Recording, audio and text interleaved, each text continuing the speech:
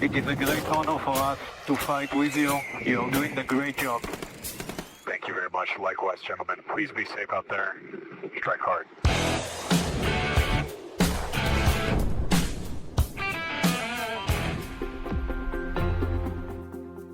This podcast is a State of Tel Aviv and Beyond exclusive. In today's episode, we speak with an Israeli Air Force major who has been training for this war for 25 years. Major G commands drone crews that identify and take out missile launchers deep inside Iran. I'm Vivian Berkovich, former Canadian ambassador to Israel. Let's do this. We are prohibited from showing Major G's face or identifying him further in any way, as he is a reservist serving in Operation Rising Lion, Israel's war with Iran.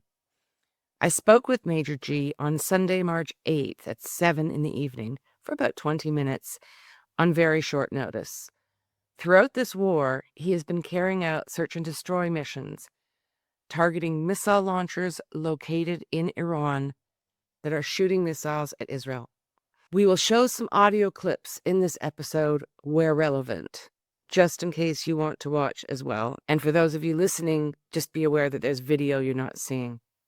Before we introduce Major G, we're going to show you another clip of an Israeli Air Force intercept of an Iranian missile launch from Monday, March 9th.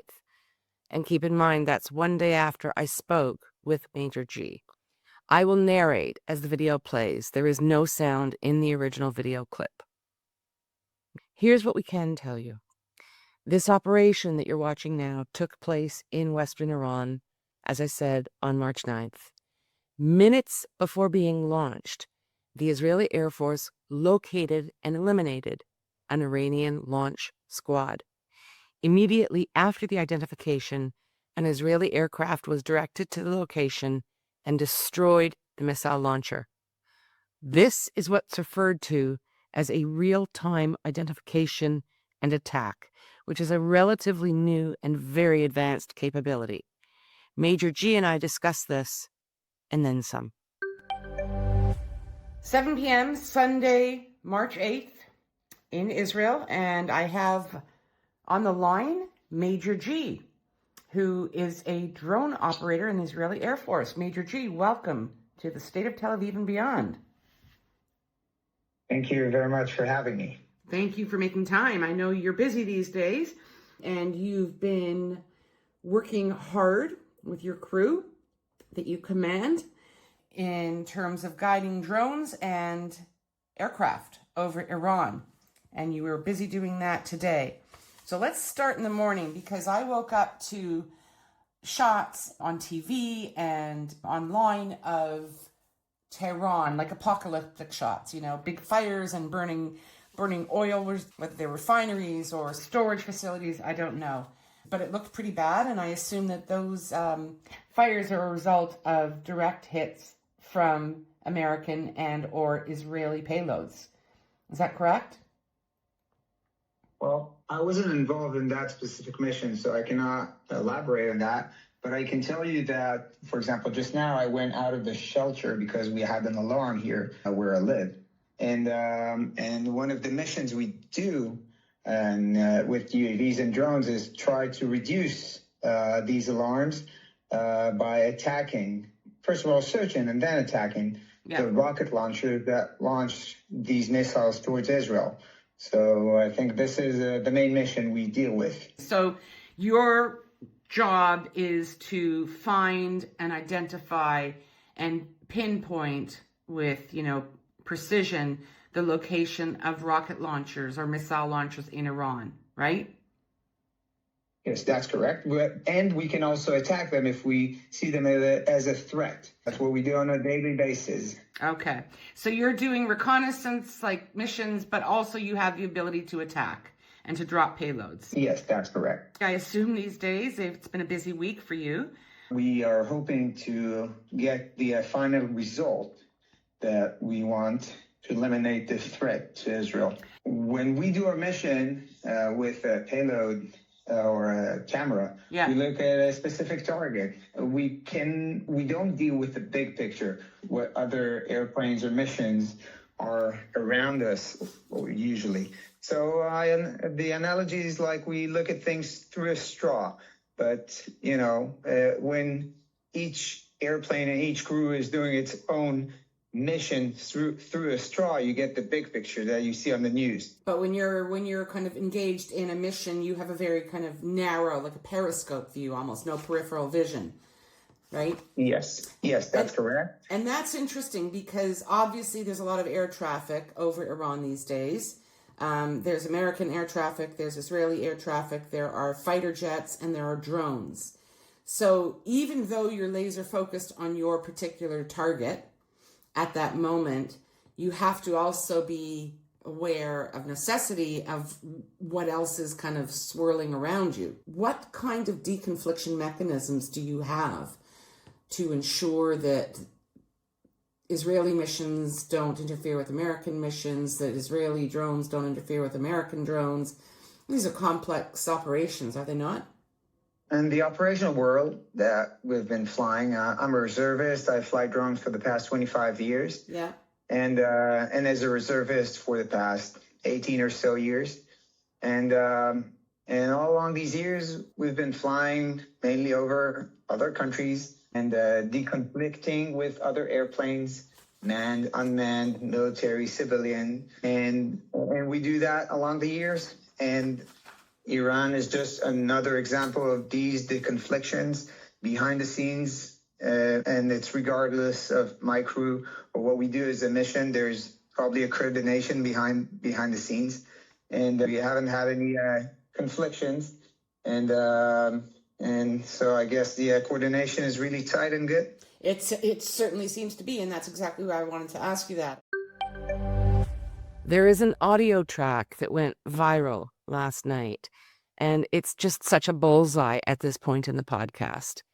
Since we're speaking now about cooperation between air forces and deconfliction, this brief exchange in English between Israeli and American fighter pilots over Iran is the reality. Have a listen.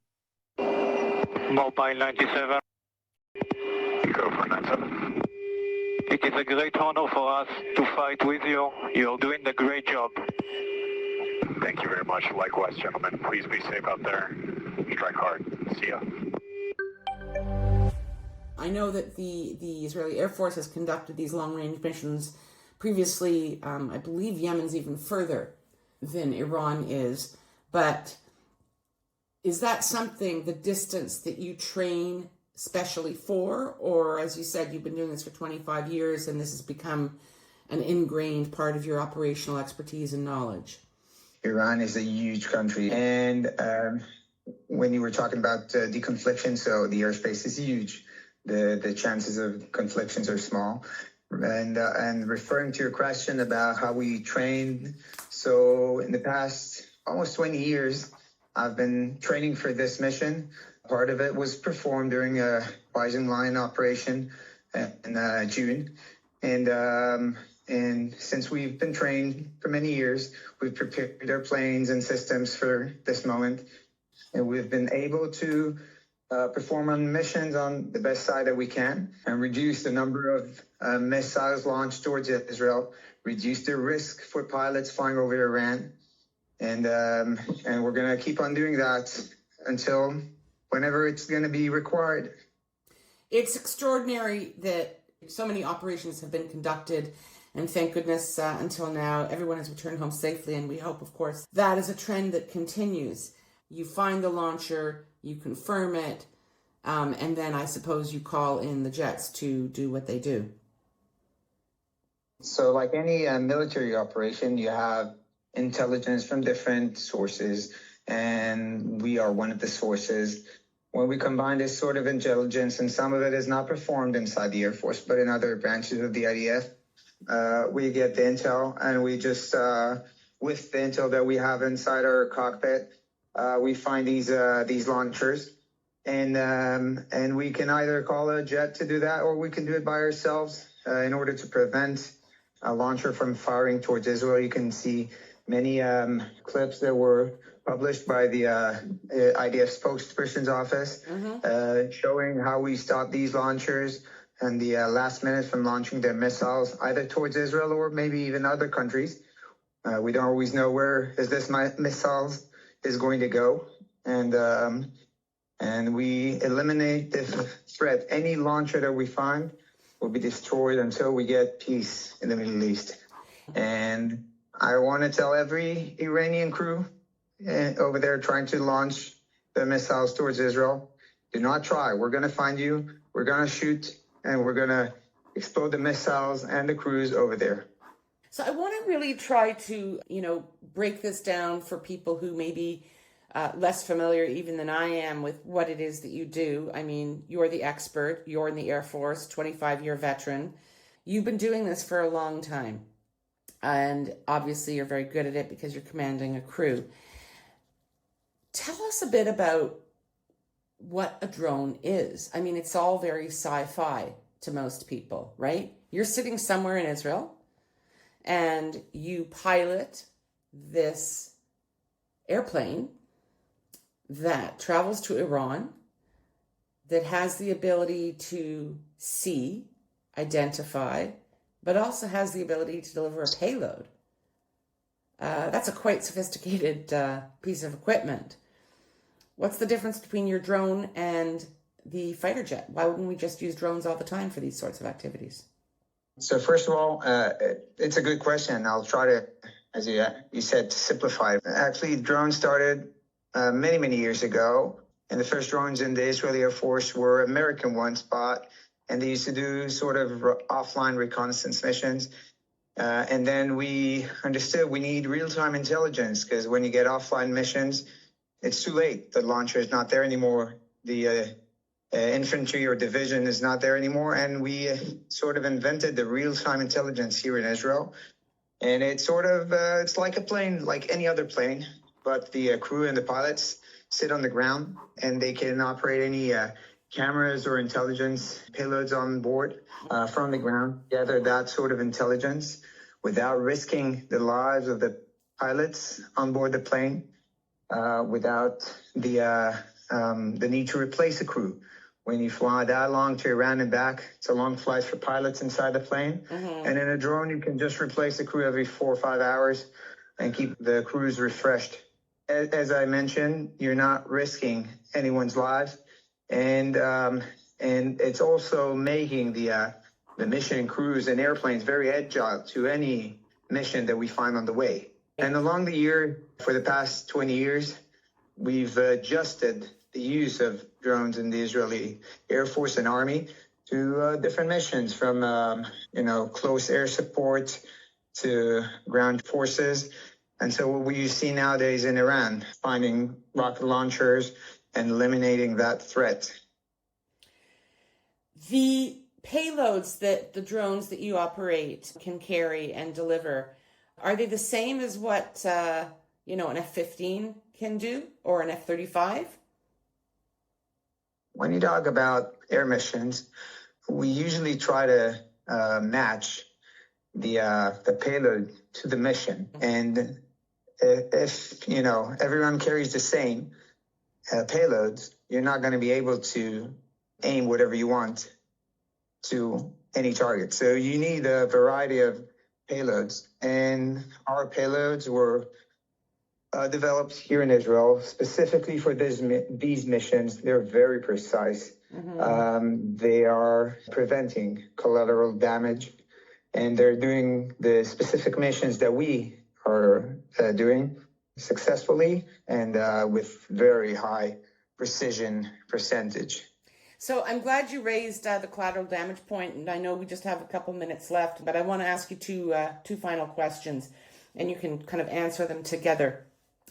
Given what you've just said about the kind of, precision of the payload tailored to the target that a particular drone is looking for or going to destroy, help us understand what a combat aircraft would be used for. I mean, if you can tailor the payloads and if you can be so precise with your drone targeting, again, when does it become necessary to use an airplane, a combat jet, with human beings on board who, of course, are at risk. And what I also would like you to address is what you call collateral damage. How do you ensure, how do you manage the fact that there may be civilians nearby or civilian infrastructure, and how do you minimize the collateral damage? So I'm going to split my answer to the two questions. First of all, when you look at drones, fighter jets, different types of armaments, I look at it as sort of an orchestra. You don't need all the pianos in the orchestra. You need one piano, one violin, a flute, and so on. And each one has its own advantages and disadvantages. And, one can loiter for a long while. One can carry different types of armaments. As you can see in the operation we're having, this orchestra is working together. And the fighter jets are delivering a lot of payloads, destroying a lot of regime targets and doing their job. While we're looking for these launchers together and destroying them, preventing launches towards Israel. And, some of the instruments in the orchestra are air defense that are making sure that rockets that are being launched, and we didn't find them, are being destroyed before hitting Israel or other places. And regarding collateral damage, I think this is something that we've dealt in the past, 20 years or so. And I would like to look at it from a different perspective. When we do our missions, we do our best to make sure there's, no civilians or other casualties. We fight with an army and a regime. And at the moment, this regime is fighting from its bases. So we are not dealing or not meeting any issues with what we call collateral damage. And I really hope that that's going to keep on being the challenge. But as you've probably seen CENTCOM Command talk about it today, that they might go into civilian areas and things like that. That's going to bring the challenge that we had along the years. But, this challenge is a challenge for the Iranian people. The regime might risk them by using them as human shields. And we do our best in order not to hit any civilian lives. But we want to make sure that our civilians are safe and we keep them safe. And we thank you for that. And thanks again, Major G, for taking the time to speak with me today. Really, really appreciate it. I think people will find this very interesting. Thank you very much for your time. Thank you. And that's a wrap for today. Last night, Wednesday, March 11th, was a rough one in these parts. There were waves of missile and rocket attacks and drones. And I'll be writing about that and posting tomorrow. Thanks as always for being here. We would appreciate your support, either with a premium subscription at stateoftelaviv.com, or you can contribute at Buy Me a Coffee. Links are on our website and in the podcast notes. We rely on you, our listeners, to support our work. Please consider doing that today. Until next time, thanks for being here. We love hearing from you, so please comment on our website, stateoftelaviv.com, or send us a note to vivian@stateoftelaviv.com. That's VIVIAN @stateoftelaviv.com. And if you go to our website, stateoftelaviv.com, you can find the subscribe button and take it from there. Hope that you do that. On behalf of the State of Tel Aviv core team, Jan Zabo, our creative, graphic, visual, and marketing man, Amir White, producer and editor extraordinaire, sound guy, who is also impressively patient with me and my boomer tech deficiencies, and our social media manager who pitches in on everything. Thank you, Maya Naftalim. Thanks to the team, and thank you, listeners, for being here. Until next time, stay safe.